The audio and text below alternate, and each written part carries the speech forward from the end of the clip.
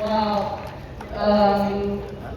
It's tough, man. It's like the whole match was so close, and yeah, the first set went so fast, and I didn't expect to come back actually second set, and yeah, just trying to hang in there and keep believing and keep trusting myself because it's not often I haven't played that much of all these big tournaments. So I'm really happy and I really enjoy just playing in the big court, and yeah, it means a lot. Yeah. Significa mucho ganar en este estadio, no muchas veces, y lo que hizo fue traerse las veces que podía conseguirlo, ha sido la victoria más importante de su carrera.